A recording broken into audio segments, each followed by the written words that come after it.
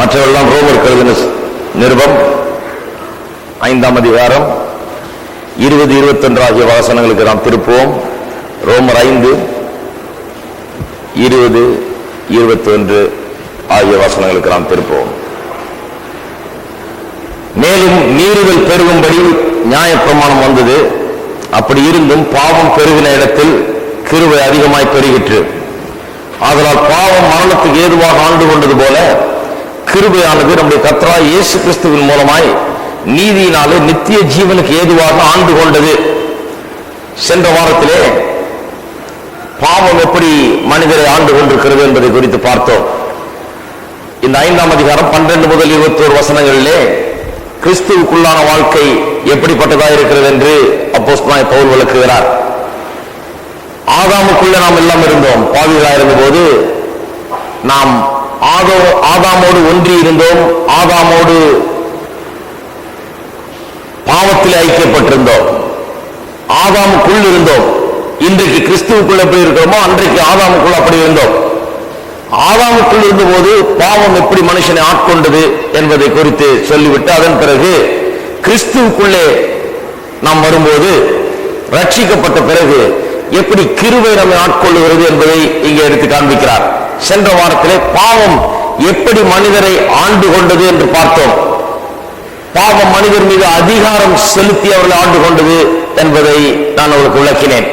அதிகாரம் செலுத்துவதன் மூலமாக மனிதனை ஆண்டு கொண்டது.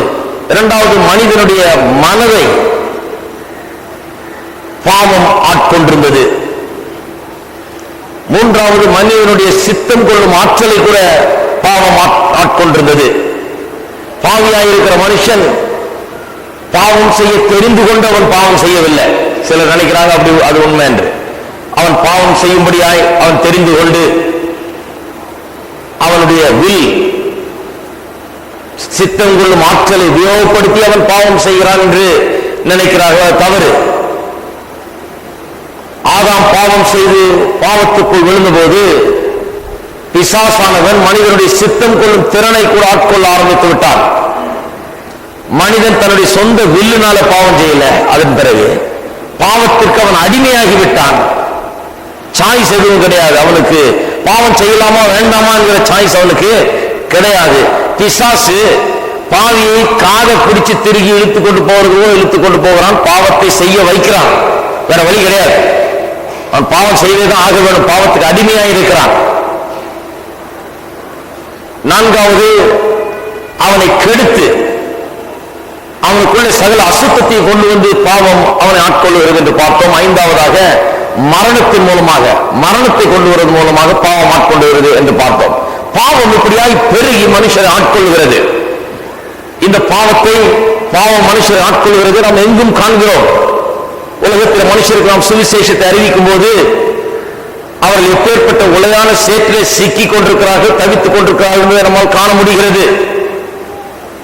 அவர்களுக்கு நாம் புத்தி சொல்லி அதை அவர்கள் ஏற்றுக்கொண்டு அவர்கள் வெளியே வர அவர்களால் முடியாது. அவர்களுக்கு ஒரு பெரிய வல்லமை தேவைப்படுகிறது அவர்களை விடுவிக்க. ஏதோ நாம் சொல்லுகிற புத்தியினால் அவர்கள் திரும்பி போறதில்லை. நாம் சொல்லுகிற அறிவுரையினால அவர்கள் பாவத்திலிருந்து மீள முடியாது. பாவம் அவர்களை ஆட்கொண்டு கொண்டிருக்கிறபடினாலே, அவர்களை அடக்கி வைத்து அடிமைப்படுத்தி இருக்கிறபடினாலே அவர்களால் தங்களை விடுவித்துக் கொள்ள முடியாது. வேறொருவர் யாரும் அவர்களை விடுவிக்க முடியாது. இயேசுவுடைய வல்லமை, தேவனுடைய கிருபை மட்டுமே அவர்களை விடுவிக்க முடியும். அதைத்தான் அப்போஸ்தலனாகிய பவுல் சொல்லுகிறார். பாவம் எப்படி மனுஷரை ஆட்கொண்டது, அதிகாரம் செலுத்தி மனதை ஆண்டு கொண்டு சித்தத்தை ஆண்டு கொண்டு அவனை அசுத்தப்படுத்தி அவனை தீட்டுப்படுத்தி அவனை கரைப்படுத்தி அதன் பிறகு மரணத்தையே அவனை கொண்டு வந்து இப்படியாக பாவம் மனுஷன் மேல ஆண்டு கொண்டு வந்தது என்று சொல்லுகிறார்.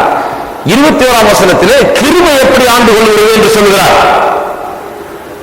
இயேசு கிறிஸ்துவின் மூலமாக வருகிற கிருபை எப்படி இப்பொழுது ஆண்டு கொண்டிருக்கிறது என்று சொல்லுகிறார். இந்த வாரம் கிருபை இயேசு கிறிஸ்துவின் மூலமாக எப்படி நம்மை ஆண்டு கொள்கிறது என்பதை நாம் பார்க்க போகிறோம். கிருபை எப்படி ஆண்டு கொள்கிறது? பாவம் பெருகிற இடத்திலே கிருபை அதிகமாய் பெருகிற்று என்று வேதவசனம் சொல்லுகிறது.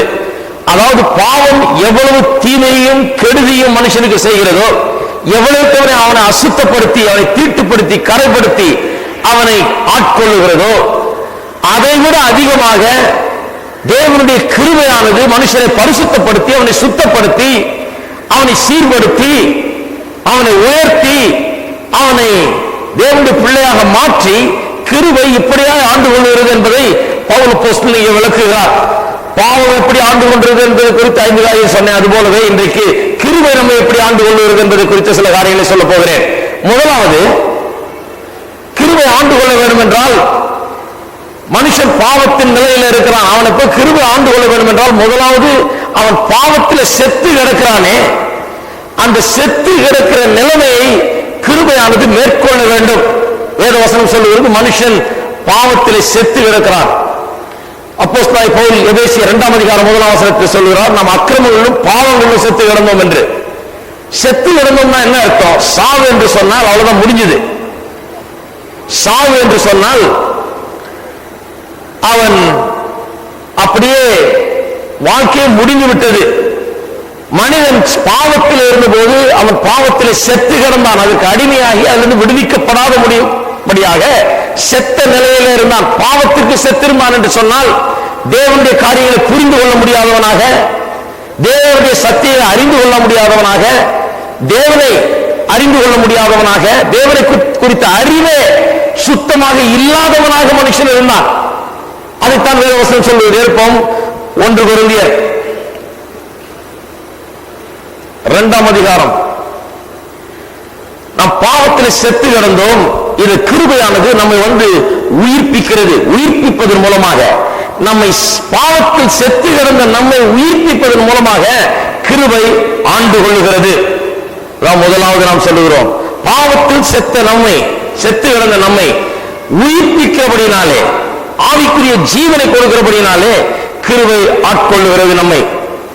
2:14 ஜென்ம சுபாவம் உள்ள மனுஷனோ தேவனுடைய ஆவிக்குரியவைகளை கொள்ள மாட்டான். அவைகள் அவருக்கு பைத்தியமாய் தோன்றும். ஜென்ம சுபாவம் உள்ள மனுஷன் யார்? நேச்சுரல் மேன், சாதாரண ஒரு மனுஷன், ரட்சிக்கப்படாத மனுஷன். இந்த உலகத்தில் பிறந்திருக்கிற எந்த மனுஷனும் அவன் ஜென்ம சுபாவம் உள்ள மனுஷன். அவனுக்கு ஆவிக்குரியவைகளை அவன் ஏற்றுக்கொள்ள மாட்டான். அவனிடத்துல போய் நீங்க உலகத்திலே தலை சிறந்த புத்தகத்தை கொடுக்கலாம், அவன் ஏற்றுக்கொள்ள மாட்டான். அவனுக்கு சிறந்த பிரசங்கம் ஒன்றை பண்ணலாம், அவன் ஏற்றுக்கொள்ள மாட்டான். அவைகளெல்லாம் கேட்டுவிட்டு அவனுக்கு அது பைத்தியமாய் தோன்றும். அவைகள் ஆவிக்கேற்ற பிரகாரமாக ஆராய்ந்து நிதானிக்கப்படுகிறதால் அவைகளை அறியவும் மாட்டான். இந்த ஆவிக்குரிய காரியங்கள் ஆவிக்குரியபடி தெரிந்து கொள்ளப்பட வேண்டும். ஆவிக்குரிய அறிவு ஆவிக்குரிய வெளிச்சம் கிடைக்கும் போது அந்த அறிவு உண்டாகிறது. ஆகியால் அந்த ஜென்மஸ்பாவம் உள்ள மனுஷனுக்கு இதெல்லாம் விளங்க போகிறதில்லை, புரிந்து கொள்ள போகிறதில்லை, அவன் அறிந்து கொள்ளவும் முடிகிறதில்லை. எனக்கு ஞாபகம் இருக்குது, வேதாம் பள்ளியில படித்துக் கொண்டிருந்த காலத்தில் இப்படி தர்க்கம் செய்கிறவர்களிடத்தில் எப்படியாவது பேசி அவர்களை கன்வின்ஸ் பண்ண வேண்டும், எப்படியாவது இயேசுவை ஏற்றுக்கொள்ள செய்ய வேண்டும் என்று எனக்கு ஒரு பெரிய வாஞ்சை. அதுக்காக ரொம்ப படிப்பேன், அங்கேயும் இங்கேயும் தேடி, அதுக்கெல்லாம் பதில் தேடி, அவங்க கேட்கிற கேள்விக்கெல்லாம் பதில் தேடி படிப்பேன். அது நல்லதுதான், ஏன்னா எனக்கு உதவி செய்தது அது. ஆனா ஒன்று கண்டுபிடிச்சேன், நான் அதை படிச்சதுனால இவங்களை போய் இவங்கள்ட்ட தர்க்கம் பண்ணி இதை நிரூபித்து காண்பித்ததுனால ஒருவன் இயேசுவை ஏற்றுக்கொள்ளவில்லை. எனக்கு ஞாபகம் இருக்கிறது, ஒரு அம்மா என்னை கொண்டு போனாங்க ஒரு ஆஸ்பத்திரிக்கு. அங்க ஒரு கல்லூரி ப்ரொஃபசர், பேராசிரியர் ஒருவர் படுத்து கிடந்தார். டாக்டர் சொல்லிவிட்டார்கள் அவர் மரிக்க போகிறார் என்று. ஏதோ ஒரு நோய் அவரை பிடித்துக் கொண்டது, அவர் அங்கே படுத்து கிடக்கிறார். ஆள் பார்த்தா வியாதிப்பட்டவர் மாதிரி தெரியல, ஆனா கதை முடிஞ்சதுட்டாங்க. சில மாதங்கள்ல அவர் இறந்து விடுவார் என்று சொல்லிட்டாங்க. இந்த அம்மாவுக்கு ஒரு பெரிய பாரம், எப்படியாவது ஒரு சுவிசேஷத்தை சொல்ல வேணுமே. நான் அவரிடத்துல போய் சொல்லும் போது அவர் வெறும் தர்க்கங்களையா கொண்டு வருகிறார். அவர் ஒரு தத்துவ ஞானி, அவர் தத்துவத்தை போதிக்கிறவர். தேவன் இல்லை என்றும் இதெல்லாம் சும்மா என்றும் பெரிய தர்க்கங்களை அவர் கொண்டு வருகிறார். அவர் கொண்டு வருகிற தர்க்கங்களுக்கெல்லாம் நானும் என்னால் முடிந்த அளவுக்கு அப்பதான் ஃப்ரெஷ்ஷா படிச்சுட்டு இருக்கிறேன். நான் இதெல்லாம் ரொம்ப ஆசையா கேட்க கேட்க நானும் டக்கு டக்குன்னு இவருக்கு பதில் சொல்லிட்டே வர்றேன், என்னால முடிஞ்ச வரைக்கும். அவர் ரொம்ப பெரிய அறிவாளியா இருக்கிறாரு. நானும் பதில் சொல்லி மாடல பாருங்க, அவருக்கு அவ்வளவு பதில் சொல்லிட்டேன். மணிக்கணக்கில் கொண்டு அவருக்கு பதில் சொல்லியாச்சு. அவர் படுக்கையில பார்த்துக்கிட்டு அவர் என்ன சிக்க வச்சுக்கிட்டார் அவருடைய கையில. அவர் கேட்கறதுக்கெல்லாம் நான் பதில் சொல்ற மாதிரி பண்ணி வச்சுக்கிட்டாரு. சுவிசேஷத்தை அவருக்கு சொல்ல முடியல. இவர் கேட்கறது வேதத்தை பற்றி, இயேசுவை பற்றியோ, பரலோகத்தை பற்றியோ, நரகத்தை பற்றியோ, அதை பற்றி, இதை பற்றி, தேவதூதரை பற்றி, பிசாசை பற்றி, இதெல்லாம் பற்றி பேச ஆரம்பிச்சிட்டோம். தர்க்கம் பண்ணி பண்ணி பண்ணி இவர் கேட்கறதுக்கெல்லாம் நான் என்னால முடிஞ்ச அளவுக்கு திறமையோட பதில் சொன்னேன் திருப்திகரமாக. அன்றைக்கு சொல்லி முடிச்ச பிறகு அவரிடத்துல நான் அன்றைக்கு படித்துக் கொண்டிருந்த ஒரு புஸ்தகம், அருமையான ஒரு புஸ்தகம், இன்றைக்கும் கல்லூரிகளிலே அதை உபயோகப்படுத்துகிறார்கள். அதாவது அப்பாலஜெட்டிக்ஸ் என்ற ஒரு கோர்ஸ். அப்பாலஜெட்டிக்ஸ் என்றால் கிறிஸ்தவ இந்த கொள்கைகளை, இந்த உபதேசங்களை எப்படி டிஃபெண்ட் பண்ணுகிறது, இதை எதிர்த்து பேசுபவர்கள் மத்தியிலே எப்படி நாம் பதில் சொல்லுவது என்பதற்கான பல ஆதாரங்கள் கொண்ட புஸ்தகம் அது. The Evidence That Demands a Verdict என்ற ஆங்கில புத்தகம். அன்றைக்குள்ள ஒரு பெரிய ஒரு கல்லூரியில ஊழியம் செய்கிற ஒருவர் எழுதியிருந்தார். அந்த புஸ்தகம் இவ்வளவு பெரிய புஸ்தகம். அதை அவருக்கு பேர் எழுதி கொடுத்து, ஐயா இந்த புஸ்தகத்தை வாங்கி படியுங்கள், அதுல எல்லா ஆதாரங்களும் ஒன்று விடாமல் கொடுக்கப்பட்டிருக்கிறது, உங்கள் சந்தேகங்களுக்கு எல்லாத்துக்கும் அதுல பதில் கிடைக்கிறது. நான் அங்கதான் படிச்சேன், அதுல எனக்கு என்னை விட அழகா அவர் சொல்லுகிறார், நீங்க அதை படிங்க, நீங்க அதை படிச்சீங்கன்னா கன்வின்ஸ் ஆயிடுவேன் என்றார். அப்படின்னு நான் சொன்னேன். Evidence that demands a verdict. ஆதாரங்கள் இருக்கிறது, இப்ப நீங்க தீர்ப்பு சொல்லுங்க. அந்த புத்தகம் சொல்லுங்க, அதான் தலைப்பு. ஆதாரங்கள் இருக்கிறது, உங்க தீர்ப்பு என்ன? ஆதாரங்கள் உங்களுக்கு முன்பாக வைக்கிறேன், உங்களுடைய தீர்ப்பு என்ன என்று சொன்ன உடனே அவர் என்ன சொல்றாரு, இந்த புத்தகத்தின் டைட்டில் கேட்டுட்டு, என்ன ஆதாரங்கள் இருக்கிறது, எங்க ஆதாரம், எந்த ஆதாரமும் கிடையாது என்ற. அன்றைக்கு நான் விரக்தி விட்டோனா வெளியே வந்த அந்த ஆஸ்பத்திரி ரூம்ல இருந்து வெளியே வந்தேன். என்னடா இத்தனை மணி நேரம் அந்த மனுஷனுக்கு சொன்னேன், இவ்வளவு படிச்சு சொன்ன, அவர் சொன்னதுக்கெல்லாம் எவ்வளவு திருப்திகரமா பதில் சொன்னேன். சில பதில கேட்டுட்டு அவரே கொஞ்சம் யோசிக்கிற அளவுக்கு பதில் சொன்ன சில பதில், ஏன்னா அப்பதான் படிச்சுட்டு இருக்கிறேன். இதெல்லாம் இவ்வளவு சொல்லி இந்த புக்கு பேரை வேற சொல்லி இதை வாங்கி படிங்கயா, அப்பவாது உங்களுக்கு புத்தி வரும், விளங்கும் அப்படின்னு சொல்றேன். இந்த ஆளு அந்த ஆதாரங்கள்லாம் திரட்டி அந்த ஆளு எழுதியிருக்காரு. அவர் ஒரு ப்ரொஃபசர், அவர் புக்கு இந்த ப்ரொஃபசர் சொன்னா இவர் சொன்னார் என்ன ஆதாரம்ன்ற, அதெல்லாம் ஒரு ஆதாரமே இல்லைங்கிறார். அப்பதான் வெளியே வந்து தலையை பிச்சுக்கிற அளவுக்கு எனக்குள்ள குழப்பம். என்னத்தான் சொல்றது இந்த மனுஷனுக்கு, எப்படிதான் இயேசுவை பற்றி சொல்றது, எப்படிதான் அவருக்கு வழங்கும் அப்படின்னு யோசித்து கொண்டிருக்கும் போதுதான் எனக்கு பிறகுதான் விளங்குகிறது, இந்த ரட்சிக்கப்படாத மக்கள் ஆவிக்குரியவரை ஏற்றுக்கொள்ள மாட்டார்கள், அவர்கள் அதை கேட்டோடு புரிந்து கொள்ள மாட்டார்கள், அவருடைய மனம் அதுக்கு எதிராக இருக்கிறது. மாம்ச சிந்தை தேவனுக்கு விரோதமான பகை என்று வேதவசனம் சொல்லுகிறது. அவர்கள் தேவனுக்கு பகைவர்களாய், தேவனுக்கு விரோதமாய், எதிராய் கிரியை செய்து கொண்டிருக்கிறார்கள். அவர்கள் நீங்க ஆதாரத்தெல்லாம் எடுத்து வைக்கிறதுனால அவர்கள் ஏற்றுக்கொள்ள போகிறதில்லை என்பதை நான் புரிந்து கொண்டேன். அதனால ஆதாரத்தை பிரசவம் பண்ணக்கூடாது இல்லை, சில நேரத்தில் கொஞ்சம் ஆட்களை கவனிக்க வைக்கும். ஆனால் அந்த வெறும் ஆதாரங்களால் அவர்கள் ரட்சிக்கப்பட போகிறதில்லை. அவர்களுக்கு தேவன் அவருடைய மனக்கண்களை திறக்க வேண்டும். ஒரு பெரிய அற்புதம் நடக்கணும் அவர்களுக்குள்ள. நாம் சொல்றதுனால அவர்கள் ஏற்றுக்கொள்வதில்லை. தேவனுடைய ஆவியானவர் கிரியை செய்து அவருடைய கண்களை திறந்து குருடாக்கி போட்டிருக்கான சாத்தான் அந்த மனதிலே சுவிசேஷம் என்னும் ஒளி வீசும்படியா செய்ய வேண்டும். அப்பதான் அவர்களுக்கு வழங்கும். நாம போட்டு இன்னைக்கெல்லாம் அவர் மண்டையை உருட்டி சொன்னாலும் விளங்காது. ஆனா ஆவியானவர்களுடைய கண்ணை திறந்தா அவர்களுக்கு நிச்சயமா விளங்கும். ஆகையால் தான் நாம் இப்படிப்பட்டவர்களுக்காக ஜெபிக்கிறோம். அதிகமாக ஜெபிச்சுட்டு போய் சொல்றோம். ஜெபித்துட்டு நாம் போய் சொல்லும் போது ஆவியானவர்கள் கிரியை செய்ய முடிகிறது. அப்போ ஒரு கிரியை நடக்கிறது. ஆகையால் தான் நம்ம ஆவியானவரை சார்ந்து இருக்கிறோம். சுவிசேஷத்தை சொல்லும் போது நாம் சொன்னதனால் அவர்கள் ரட்சிக்கப்படவில்லை, நம்முடைய அறிவினால் அவர்கள் ரட்சிக்கப்படவில்லை, நம்முடைய ஆதாரங்களால் அவர்கள் ரட்சிக்கப்படவில்லை. அவர்கள் எதையுமே ஏற்றுக்கொள்ள முடியாத ஒரு நிலையில் இருக்கிறார்கள். இவைகளெல்லாம் பைத்தியம் என்று சொல்லுகிறவர்கள். அவர்கள் ஆவிக்கேற்ற பிரகாரமா ஆராய்ந்து நிதானிக்கப்படுகிறவர்களாக இருக்கிறபடினால ஆவிக்குரிய சத்தியங்கள் அதை அவர்கள் அறிய முடியாது என்று வேதவசனம் சொல்லுகிறது. தேவனுக்கு விரோதமான பகையில் அவர்கள் இருக்கிறார்கள். அவர்களுக்கு தேவன் அற்புத விதமாக அவருடைய கண்களை திறக்க வேணும்.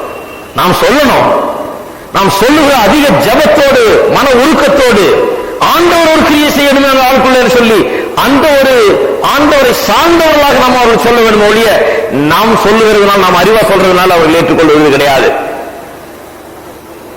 பாருங்க, அப்போஸ்தலனாகிய பவுல் இதை எழுதினாரு, ரோமருக்கு நிருபத்தை எழுதினாரு. அவரே ஒரு பெரிய உதாரணம். அவர் இயேசுவை துன்புறுத்தினவர், இயேசுவின் சீஷர்களை துன்புறுத்தினவர், எங்கும் சென்று இவர்களை பிடித்து சிறையில் அடைத்து இவர்களை எப்படியாவது கொல்ல வேணும், சபையே இல்லாமல் அழித்து போட வேண்டும் என்று எண்ணினவர். அவர் சொல்லுகிறார், பிற்காலத்திலே இயேசுவின் நாமத்துக்கு எதிராக பல காரியங்களை நாம் செய்ய வேண்டும் என்று எண்ணியிருந்தேன் என்று சொல்றார். இன்னும் விட்டுருந்தா இன்னும் நிறைய காரியம் செய்திருப்பாரா? அவர் ரட்சிக்கப்படாம இருந்தா இன்னும் நிறைய காரியங்கள் செய்யணும் பிளான் போட்டு திட்டம் வச்சிருந்தேன். இயேசுவின் நாமத்துக்கு எதிராக பல காரியங்களை நான் செய்யணும் திட்டம் போட்டு வச்சிருந்தா அதுக்குள்ள ரட்சிக்கப்பட்டேன். கர்த்தருக்கு ஸ்தோத்திரம். தேவனுக்கு விரோதமான பகை, இயேசுவை எதிர்க்கிற அந்த எண்ணம், இயேசுக்கு எதிராக விரோதமாய் கிளம்பி இருந்த அந்த மனுஷனை தேவன் தொட்டார்.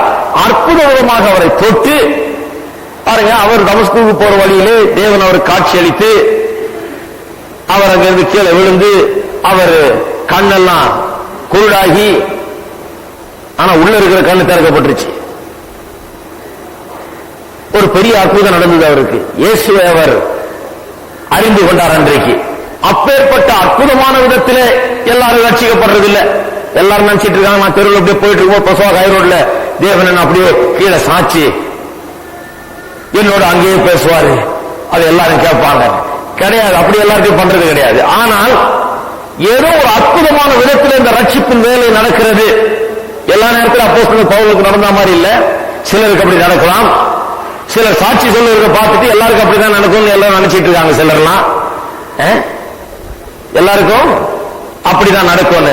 எனக்கு தெரிஞ்ச ஒரு போட்டவர் இருக்காரு, அவர்கிட்ட யாரோ ஒருத்தர் வந்து சொன்னாராம், ஐயா நாங்க சாட்சி கொடுக்க விரும்புறோம் உங்க சபையில. எங்க இருந்தோ வந்துட்டு என்ன சாட்சி கொடுக்க போறீங்க, இன்னைக்கு ஒன்றும் டைம் கிடையாது என்ன. இல்லையா இவருக்கு பெரிய சாட்சி இருக்குண்ணா. என்ன சாட்சி இருக்குது? ஜெயிலே உடைச்சிட்டு வெளியே வந்தவர் யாருன்னா. இப்படி பெரிய பெரிய சாட்சியெல்லாம் கேட்ட விசுவாசிகள் என்ன நினைக்கிறாங்க, ஆண்டவர் எப்பொழுதுமே இப்படிதான் கிரியை செய்கிறாரு. இப்படி கிரியை செய்யறது இல்ல. அற்புதமான ரட்சிப்பு எல்லாருக்கும் நடக்கிறது. ஏதோ ஒரு சிலருக்கு மட்டுமல்ல, அப்போஸ்தலர் பவுலுக்கு மட்டுமல்ல, நீங்களும் நானும் ரட்சிக்கப்பட்டதே பெரிய அற்புதம் தான்.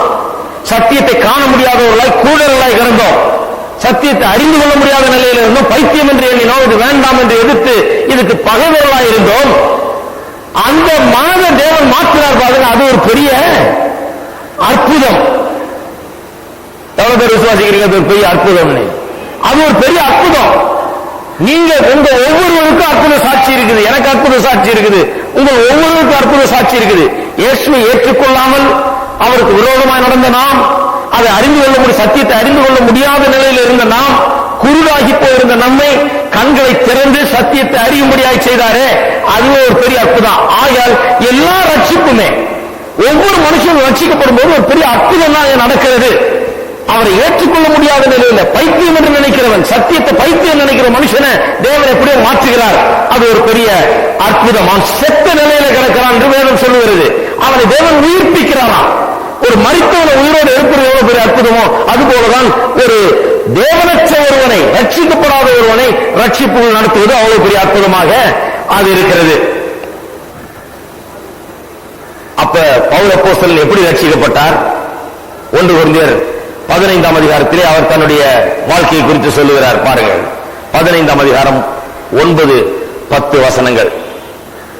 நான் அப்போஸ்தலர் எல்லாரிலும் சிறியவனாயிருக்கிறேன், தேவனுடைய சபையை துன்பப்படுத்தினதினாலே நான் அப்போஸ்தலன் என்று பெயர் பெறுவதற்கு பாத்திரன் அல்ல. அதாவது அவ்வளவு நான் மோசம் பண்ணியிருக்கிற சபையை, அவ்வளவு இயேசு விரோதமா வேலை செய்திருக்கிறேன். உண்மையில சொல்ல போனால் நான் அப்போஸ்தலனா இருக்கிறதுக்கு பாத்திரன் அல்ல. ஆனா தேவன் என்னை பாத்திரமான மாற்றி இருக்கிறார் சொல்றார் அடுத்த வசனத்தில் பாருங்க. ஆகிலும் நான் இருக்கிறது தேவ கிருபையினாலே இருக்கிறேன். என்ன சொல்றாரு? சபையை துன்புறுத்தினேன், பொல்லாத காரியங்களை செய்தேன், இன்னும் என்னென்னமோ செய்யணும்னு நினைச்சு வச்சிருந்தேன். ஆனால் இன்றைக்கு நான் இப்படி மாறிவிட்டேன் என்று சொன்னால், இப்படி அப்போஸ்தலனா இருக்கிறேன் என்று சொன்னால் அது எப்படி? அது தேவனுடைய கிருபையினாலே. எல்லாரும் கையில வச்சு சொல்லுங்க, தேவனுடைய கிருபையினாலே நான் இருக்கிறேன். நான் இருக்கிறது தேவனுடைய கிருபையினாலே இருக்கிறேன். பாருங்க, தேவனுடைய சுத்த கிருபை இது. தேவனுடைய கிருபையினாலே தான் நாம் இன்றைக்கு இருக்கிற நிலையில் இருக்கிற ஒழிய இது நம்முடைய அறிவினாலோ ஆற்றலினாலோ கிடையாது. அப்போஸ்தலன் பவுல் சொல்கிறார், நான் சபையை துன்புறுத்தினேன், இவ்வளவெல்லாம் பொல்லாத செய்தேன், ஆனாலும் நான் இன்றைக்கு இருக்கிறது தேவனுடைய கிருபையினாலே இருக்கிறேன். தேவனுடைய கிருபை சொல்லுகிறார், அவர் எனக்கு அருளிய கிருபை விருதாவாய் இருக்கவில்லை, அவர்கள் எல்லாரும் நான் அதிகமாய் பிரயாசப்பட்டேன், ஆகிலும் நான் அல்ல, என்னுடனே இருக்கிற தேவ கிருபையே அப்படி செய்தது. என்ன சொல்றாரு? அப்போஸ்தலர்கள் பேதுரு நல்லா இருக்காங்க, அவங்களோட கூட நான் என்ன பண்றதுக்கு தகுதியானவன் கிடையாது. ஏன்னா நான் சபையை துன்புறுத்தி அடித்து வளர்த்து கொன்று எல்லாம் பண்ணவன், துன்பப்படுத்தினவன். தகுதியற்றவனை கூப்பிட்டு ஆண்டவர் என்னை இப்படியா மாற்றிட்டார். அவருடைய கிருபை அது, அவர் மாற்றிட்டார். அவர் என்னை இப்படி மாற்றுறதுனால அவருடைய கிருபை என் கூட இருந்ததுனால நான் எல்லாரோட அதிகமா வேலை செய்திருக்கேன்றார். யாரை விட? அப்போஸ்தலனாகிய பவுல். அப்போஸ்தலனாகிய பவுல் பேதுருவை விட, மற்றவர்களை விட இன்னும் அதிகமாக நான் வேலை செய்திருக்கிறேன்னு சொல்றாரு. எல்லாரோட அதிகமாக நான் வேலை செய்திருக்கிறேன், பிரயாசப்பட்டிருக்கிறேன். ஆகிலும் நான் அல்ல, இருந்தாலும் அது நான் இல்ல, தேவனுடைய கிருபை என்னை அப்படி நடத்துகிறது என்று இப்படி சொல்லுகிறார். அப்ப அப்போஸ்தலனாகிய பவுல் தேவனுடைய கிருபை அனுபவித்திருக்கிறார். செத்து கிடந்தவர், பாவத்தில் மரித்து கிடந்தவர், சத்தியத்தை விளங்கிக் கொள்ள முடியாதவர், சத்தியத்துக்கு எதிராக நின்றவர், சத்தியத்துக்கு விரோதியாக இருந்தவர், சத்தியத்தை காண முடியாத நிலையில சத்தியத்தை பைத்தியம் என்று எண்ணினவர், பெரிய படித்தவர். இதெல்லாம் பைத்தியமாய் தோன்றிற்று. கிறிஸ்துவை குறித்த பிரசங்கம் அவருக்கு பைத்தியமாய் தோன்றினது. எப்படி திடீர்னு ஏற்றுக்கொண்டார்? எப்படி ஒரு மனுஷன் எதிர்க்கிற மனுஷன் திடீர்னு சரி சரி இனி இல்லைங்க நான் இதை ஏற்றுக்கொள்ளு சொல்லுவான்? எப்படி புரிந்து கொள்ள முடியாத மனுஷன் ஆஹா எனக்கு திடீர்னு புரிஞ்சிருச்சுன்னு சொல்லுவான்? அது தேவனுடைய கிருபை. அதைத்தான் இங்கே நாம் சொல்லுகிறோம். கிருபை நம்மை ஆட்கொள்கிறது என்று சொன்னால், செத்த நம்மை, பாவத்தில் செத்து கிடந்த நம்மை உயிர்ப்பிப்பதன் மூலமாக கிருபை நம்மை ஆட்கொள்கிறது. ஆகையால் தான் ரட்சிப்பின் அனுபவத்தை பற்றி அப்போஸ்தலனாகிய பவுல் எபேசியரில் எப்படி சொல்லுகிறார்? 2ஆம் அதிகாரம், எபேசியர் 2ஆம் அதிகாரம் 8ஆம் வசனம். கிருபையினாலே விசுவாசத்தை கொண்டு ரட்சிக்கப்பட்டீர்கள். இது உங்களால் உண்டானதல்ல, இது தேவனுடைய ஈவு. எத்தனை பேர் நினைக்கிறீங்க இது உங்களால் உண்டானதல்ல? இது நம்மளால் உண்டானதல்ல, இது தேவனுடைய ஈவு. கிருபையினாலே, எல்லாரும் சொல்லுங்க கிருபையினாலே. கிருபையினாலே விசுவாசத்தை கொண்டு ரட்சிக்கப்பட்டீர்கள். நாம் ரட்சிக்கப்பட்டது தேவனுடைய கிருபை. பாவத்தில் செத்து கிடந்தோம், ஆனால் தேவனுடைய கிருபை பாவம் செய்ததை காட்டிலும் அதிகமாய் செய்திருக்கிறது. பாவம் நம்மை அப்படியே குருடர்களாக்கி போட்டது, சத்தியம் தெரியாதவர்களாக்கி போட்டது, இருளடைந்தவர்களாக்கி போட்டது, செத்தவர்களாக்கி விட்டது. ஆனால் தேவனுடைய கிருபையோ அந்த நிலையிலிருந்து நம்மை உயிர்ப்பித்து சத்தியத்தை நமக்கு விளங்க பண்ணி ஒளியை நம்முடைய மனதிலே வீசி சத்தியத்தை நாம் அறிந்து கொள்ள முடியாது. நம்முடைய கண்களை கிருபை திறந்து விட்டது. இப்படிதான் கிருபை ஆட்கொள்கிறது. பாவம் செத்த நிலைக்கு கொண்டு போகிறது. அக்கிரமத்திலும் பாவத்திலும் செத்து கிடந்தோம். கிருபை அந்த நிலையிலிருந்து நம்மை உயிர்ப்பிக்கிறது. உயிர்ப்பிப்பதன் மூலமாக நம்ம ஆண்டு கொள்கிறது. இரண்டாவது, கிருபை நம்மை மாற்றுகிறதன் மூலமாக நம்மை ஆண்டு கொள்கிறது. நம்மை மாற்றுகிறதன் மூலமாக நம்மை ஆண்டு கொள்கிறது. அனைவர் பாருங்க இன்றைக்கு தவறான ஒரு எண்ணத்தோடையவர்களாக இருக்கிறார்கள். ரட்சிப்பு என்றால் ஒரு மனுஷன் வருகிறான், அவன் உட்கார்ந்து சுவிசேஷத்தை கேட்கிறான். அவன் என்னமோ ஒரு பெரிய நீதிபதி மாதிரி உட்கார்ந்து இது சரியா தப்பான்னு பாத்திரலாம், இன்னைக்கு சொல்லட்டும், சொல்லுங்க பிரசங்கியாரே நீங்க சொல்றது கரெக்டா தப்பான்னு நான் கேட்டு சொல்லிடுறேன் அப்படின்னு சொல்லி அவன் உட்கார்ந்து கேட்கிறான். கேட்டுட்டு பிரசங்கியார் ரொம்ப திறமையா சொல்றாரு, அவருடைய வாதத்தை எடுத்து வைக்கிறாரு. இந்த பாவி வந்து உட்கார்ந்து கேட்டு நீதிபதி மாதிரி உட்கார்ந்து வந்துட்டு இந்த சத்தியத்தை கேட்டு சரியா தவறான்னு தீர்மானிச்சுட்டு அவனுக்கு சரின்னு தோன்றதுனால அவன் அதை ஏற்றுக்கொண்டு அவன் ரட்சிக்கப்பட்டான்னு நினைக்கிறோம். கிடையாது, அப்படியல்ல ஒருவன் ரட்சிக்கப்படுகிறது. ஒரு மனுஷன் கேட்டு இது சரி என்று அவன் தெரிந்து கொண்டு அவன் ரட்சிக்கப்படவில்லை. அவனுக்கு தேவனுடைய கிருபை தேவைப்படுகிறது. தேவனுடைய வல்லமை அவனுக்குள்ளாக வேலை செய்ய வேண்டும். உயிர்ப்பிக்கிற வல்லமை, விடுவிக்கிற வல்லமை, பிசாசின் பிடியிலிருந்து அவனை அந்த சங்கிலிருந்து அறுத்து வெளியே கொண்டு வருகிற வல்லமை, இருளின் ராஜ்யத்திலிருந்து ஒளியின் ராஜ்யத்துக்கு கொண்டு வரக்கூடிய வல்லமை தேவைப்படுகிறது. இது ஏதோ ஒரு நீதிபதி மாதிரி உட்கார்ந்து சத்தியத்தை கேட்டு இது சரி நான் நியாயம் தீர்க்கிறது கிடையாது. அற்புதமாக சத்தியம் அவனுக்கு விளங்கும்படியாக தேவன் கிருபை செய்கிறார். பிசாசின் கட்டிலிருந்து அவனை விடுவிக்கிறார். அவன் இதை தெரிந்து கொண்டு அவனை பின்பற்றும்படியாக அவனை கிருபை செய்கிறார். அவன் அடிமையாக இருக்கிறான் பாவத்துக்கு, இதை தெரிந்து கொள்ள கூட முடியாது. ஆனால் தேவன் அவனுக்கு அருள் செய்து அந்த நிலையிலிருந்து அவனை வெளியே கொண்டு வருகிறார்.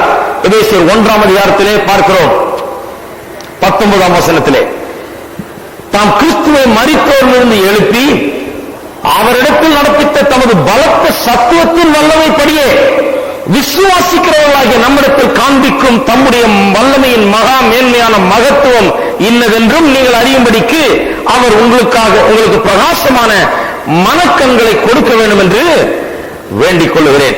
என்ன வேண்டிக் கொள்கிறாராம்? இயேசு மரித்தோரிலிருந்து எழுப்பி அவரிடத்தில் நடப்பித்த அந்த பலத்த வல்லமை இருக்குது, அந்த கிருபையின் வல்லமை, அது எப்படி கிரியை செய்தது என்பதை நீங்கள் அறிந்து கொள்ளும்படியாக உங்கள் மனக்கண்கள் பிரகாசமாக வேண்டும் என்று நான் வேண்டிக் கொள்கிறேன் என்று சொல்லுகிறார். மனுஷன் ஏதோ அவன் வந்து கேட்டு அவன் இது சரி என்று நியாயம் தீர்த்து அவன் ஏற்றுக்கொண்டு அவரை பின்பற்றுவது கிடையாது. தேவனுடைய உயிர்த்தெழுதலின் வல்லமை, கிறிஸ்துவை மரித்தோரிலிருந்து எழுப்பின அந்த வல்லமை, கிறிஸ்துவை எழுப்பின அதே வல்லமை மனுஷனுக்குள்ளால் கிரியை செய்து செத்த நிலையிலிருந்து அவனை உயிர்ப்பித்து அவனை உலுக்கி எழுப்பி அவனை தட்டி எழுப்பி சத்தியத்தை அவனுக்கு விளங்க பண்ணி அவனை மாற்றுகிறது. மனுஷனை மாற்றுகிறது தேவனுடைய வல்லமை தானே ஒழிய மனுஷனுடைய வல்லமை கிடையாது. ஒரு மனுஷன் சத்தியத்தை ஏற்றுக்கொண்டு சத்தியத்தினால் மாற்றப்படுகிறான் என்றால் பாவம் செய்ய முடியாத ஒன்றை, நியாயப்பிரமாணம் செய்ய முடியாத ஒன்றை, மற்றெல்லாம் செய்ய முடியாத ஒன்றை தேவனுடைய கிருபை செய்கிறது. அவன் இயேசுவின் சுவிசேஷத்தை ஏற்றுக்கொண்ட உடனேயே அவனுக்குள்ள ஒரு பெரிய மாற்றம் தெரிகிறது. ஏன்? அது தேவனுடைய வல்லமை, தேவனுடைய செயல், அது தேவனுடைய ஆற்றல், அது மனுஷனுடைய செயல் அல்ல. மூன்றாவதாக, நம்மை முற்றும் வெற்றி சிறந்தவர்களாக ஆக்குகிறபடினாலே கிருபை ஆண்டு கொள்கிறது. நம்மை முற்றும் வெற்றி சிறந்தவர்களாக்கி கிருபை ஆண்டு கொள்கிறது. பாவம் நம்மை அடிமைப்படுத்துகிறது, பாவம் நம்மை கட்டுகிறது, பாவம் நம்மை குருடாக்குகிறது, பாவம் நமக்கு தெரிந்து கொள்ளக்கூடிய ஆற்றல் இருக்குது, அதை கூட ஒன்றுமில்லாமல் ஆக்கி போடுகிறது. ஆனால் கிருபையோ நம்ம எல்லாத்துக்கும் மேலாக வெற்றி சிறக்க வைத்து அதன் மூலமாய் நம்மை ஆண்டு கொள்கிறது. பாருங்க, ரோமர் 7ஆம் அதிகாரம் 24-25 வசனம். ரோமர் 7ஆம் அதிகாரம் 24-25 வசனம். எப்படி நாம் ரட்சிக்கப்படுவதற்கு முன்பதாக பாவத்திலே சிக்கி இருந்தோம், நாம் செய்ய விரும்பினதை செய்ய முடியாமல் போயிட்டு. அதான் சொன்னேன், வில் பவர். ரட்சிக்கப்படாத மனுஷனுக்கு வில் பவர்ங்கிறது கிடையாது. ஏனென்றால் அவன் அடிமையா இருக்கிறான். அவன் விரும்பினாலும் அவன் தன்னுடைய வில்லை உபயோகப்படுத்தி தேவனுடைய கட்டளைகளுக்கு கீழ்ப்படிய வேண்டும் என்று விரும்பினாலும் அவனால் செய்ய முடியாமல் போகிறது. அதான் அப்போஸ்தலனாகிய பவுல் சொல்கிறார். அவர் எப்படி இருந்தார்னு சொல்கிறார். 23ஆம் வசனத்திலிருந்து வாசிக்கிறேன். ஆகிலும் என் மனதின் பிரமாணத்துக்கு விரோதமாய் போராடுகிற வேறொரு பிரமாணத்தை என் அவயவங்களில் இருக்க காண்கிறேன். அது என் அவயவங்களில் உண்டாயிருக்கிற பாவ பிரமாணத்துக்கு என்னை சிறையாக்கி கொள்ளுகிறது. பெரிய டிஸ்கவரி பண்றார் அப்போஸ்தலனாகிய பவுல். என்ன சொல்றாரு? ஐயா, நான் ரட்சிக்கப்படாத முன்பு நான் ஒரு காரியத்தை புரிந்து கொண்டேன். ஒரு பக்கம் தேவனுடைய பிரமாணம் இருக்குது, என் மனம் சொல்லுது அது செய்யுன்னு, நல்லது, இப்படிதான் யோகியமா நடந்து கொள்ளணும், இதுதான் நல்லது என்று என் மனம் சொல்லுது. இவங்க நான் பிறந்து வளர்ந்தவன், பரிசேயனாக இருக்கிறவன், இவனுக்கு என்ன விளங்குது? தேவனுடைய பிரமாணங்கள் கட்டளைகள் நான் செய்ய வேண்டும் என்பது விளங்குகிறது. அது ஒரு பக்கம் இருக்குது. ஆனால் எனக்குள்ள இன்னொரு பிரமாணம் வேலை செய்யறது எனக்கு தெரியுது என்றார். அது என்ன? பாவம் மரணம் என்கிற பிரமாணம். பாவம் என்னை ஆட்கொண்டிருக்கிறது, என்னை சிறைப்படுத்தி கொண்டது. என்னால முடியல. தேவனுடைய பிரமாணம் இங்க இருந்து இதை செய்யும் சொன்னாலும் பாவம் என்ன தினந்தோறும் காதை பிடிச்சி இழுத்துட்டு போய் இப்படிதான் நீ செய்யணும், நீ விரும்புகிறபடி அவனை செய்ய விட மாட்டேன் என்று சொல்லி என்னை பாவத்துக்கு அடிமைப்படுத்துகிறது, சிறையாக்கி கொண்டது என்று சொல்கிறார். எத்தனை பேர் பாதியில இருக்கும்போது அப்படி இருந்தீங்க? மீதி பெறலாம்னாங்க, மீதி பெற சொல்ல விரும்பல, வேற ஒண்ணும் இல்லை. சிறைப்படுத்தி கொண்டது, அடிமை மாதிரி. காலையில இருந்து 2 சங்கிலியை கட்டி கூட்டு போகுது பாவம். கூட்டு போய் இதை செய்ய அதை செய்ய, கையில் கால எல்லாம் கட்டப்பட்டவர்களாக, மனதில் கட்டப்பட்டவர்களாக, கண்கள் கூடாக்கப்பட்டவர்களாக நாம் எதை விரும்புகிறோமோ அதை செய்ய முடியாம எதை செய்யக்கூடாதுன்னு நினைக்கிறோமோ அதை தான் செய்தோம். அதைத்தான் அப்போஸ்தலன் பவுல் சொல்லுகிறார். நான் எதை விரும்பணும் அதை செய்ய முடியலையே, எதை வேண்டாம் வெறுக்கணும் அதைத்தான் கடைசியில் செய்த என்றார். அதுதான் பாவம், அதனுடைய வல்லமை. மனிதனுக்குள்ளாக குடியிருக்கிற பாவத்தின் வல்லமை அதுதான். அவனை காலை பிடிச்சி இழுத்துட்டு போய் அவனை செய்ய வைக்குது. அவன் நான் செய்ய முடியாதுன்னு சொல்ல முடியாது, அது அப்படிதான். அவனுடைய சுவாபம். பாவம் செய்துதான் தீர வேணும். பாவியா இருக்கிறபடியால் அவன் பாவம் செய்துதான் தீர்வான். அதான் வேத வசனம் சொல்லுகிறது. என்னை சிறையாக்கி கொள்ளுகிறது. 24ஆம் வசனத்தில் சொல்லுகிறார், நிர்பந்தமான மனுஷன் நான். Oh what a wretched man I am. நிறைய விசுவாசிகள் இன்னைக்கு இதை சொல்லிட்டு தெரியுறாங்க. நிர்பந்தமான மனுஷன் நான். நம்மள நிர்பந்தமான மனுஷன். ரட்சிக்கப்படுறதுக்கு முன்னால நம்ம எப்படி இருந்தோம்? நிர்பந்தமான மனுஷன். அந்த நிலையை வளர்க்கிறார் அப்போஸ்தலனாகிய பவுல். நிர்பந்தமான மனுஷன் நான். இந்த மரண சரீரத்தில் என்று யார் என்னை விடுதலை ஆக்குவார்? இந்த சரீரத்தில் வாழ்கிற போது இந்த பாவம் என்னை எப்படி ஆட்கொள்கிறது? இதிலிருந்து விடுதலை ஆகிறது எப்படி என்று கேட்கிறார். 25ஆம் வசனம். நம்முடைய கர்த்தராகிய இயேசு கிறிஸ்து மூலமாய். எல்லாரும் சொல்லுங்க, இதிலிருந்து எப்படி விடுதலை ஆகிறது? இந்த பாவம் என்கிற பிரமாணம் உள்ள கிரியை செய்து நான் செய்ய விரும்பாத செய்ய வைக்கிறது. 20ஆம் வசனம் பாருங்க, 19ஆம் வசனம். ஆதலால் நான் விரும்புகிற நன்மையை செய்யாமல் விரும்பாத தீமையே செய்கிறேன். அந்தபடி நான் விரும்பாததை நான் செய்தால் நான் அல்ல, எனக்குள்ளே வாசமாயிருக்கிற பாவமே அப்படி செய்கிறது. அப்படியானால் நன்மை செய்ய விரும்புகிற இடத்தில் தீமை உண்டு என்கிற ஒரு பிரமாணத்தை காண்கிறேன். உள்ளான மனுஷரை கேட்டபடி தேவனுடைய நியாய பிரமாணத்தில் பிரியமாயிருக்கிறேன். ஆகிலும் என் மனதின் பிரமாணத்துக்கு விரோதமாய் போராடுகிற வேறொரு பிரமாணத்தை என் அவயவங்களில் இருக்க காண்கிறேன். அது என் அவயவங்கள் உண்டாயிருக்கிற பாவ பிரமாணத்துக்கு என்னை சிறையாக்கிக் கொள்ளுகிறது. நிர்பந்தமான மனுஷன் நான். இந்த மரண சரீரத்தினின்று என்னை யார் விடுதலையாக்குவார்? நம்முடைய கர்த்தராகிய இயேசு கிறிஸ்து மூலமாய் தேவனை ஸ்தோத்திரிக்கிறேன். ஆதலால் நானே என் மனதினாலே தேவனுடைய பிரமாணத்திற்கும் மாம்சத்தினாலேயே பாவ பிரமாணத்துக்கும் ஊழியம் செய்கிறேன். புரிஞ்சுக்கு சென்றார். இப்போ என்ன புரிஞ்சுக்கு சென்றார்? பாவத்துக்கு நான் அடிமையா இருக்கிறேன். அப்படி அதனாலதான் அந்த பழைய வாழ்க்கையில ரட்சிக்கப்படாத இருந்த வாழ்க்கையில சில நேரத்தில் யோகியமா வாழணும்னு நினைச்சா கூட வாழ முடியாம போனது. ஏனென்றால் நான் பாவத்துக்கு சிறைப்பட்டிருந்தேன், அதை என்னை அடிமைப்படுத்திக் கொண்டது என்று சொன்னார். 1ஆம் வசனத்தில் 8ஆம் அதிகாரம் 1ஆம் வசனத்தில் சொல்லு.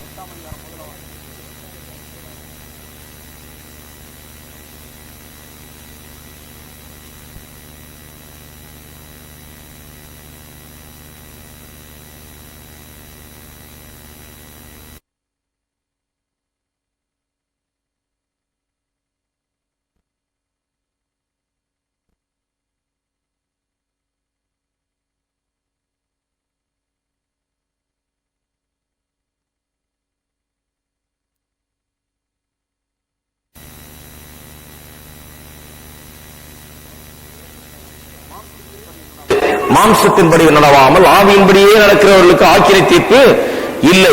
கிறிஸ்து இயேசுவினாலே ஜீவனுடைய ஆவியின் பிரமாணம் என்னை பாவம் மரணம் என்பவர்கள் பிரமாணத்தினின்று விடுதலையாக்கிற்றே. பாருங்க, எந்த பிரமாணம் பெருசு? கிறிஸ்து இயேசுவினாலே ஜீவனுடைய ஆவியின் பிரமாணம், அது ஒரு பிரமாணம். என்ன பிரமாணம்? கிறிஸ்து இயேசுவினாலே ஜீவனுடைய ஆவியின் பிரமாணம். பாவம் மரணம் என்கிறது இன்னொரு பிரமாணம். 2 பிரமாணங்கள். நாம் ரட்சிக்கப்படுவதற்கு முன்பாக பாவம் மரணம் என்கிற பிரமாணம் தான் நம்ம ஆட்கொண்டு கொண்டிருந்தது. பாவத்தை செய்தோம், அந்த பாவத்தின் சம்பளம் மரணம். பாவிகளா இருந்தோம், பாவம் நம்மை சிறைப்படுத்தி ஆட்கொண்டு கொண்டிருந்தது. அந்த பிரமாணத்திலிருந்து எந்த பிரமாணம் விடுதலை ஆகிச்சான்?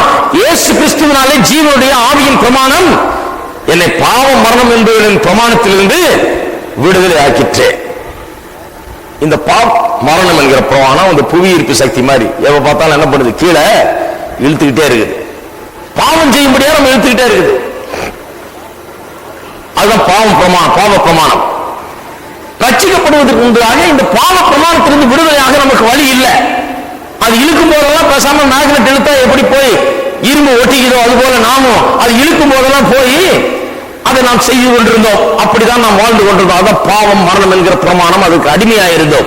ரட்சிக்கப்பட்ட உடனேயே இன்னொரு பிரமாணம் நமக்குள்ள வேலை செய்ய ஆரம்பித்து விட்டது. அது என்ன?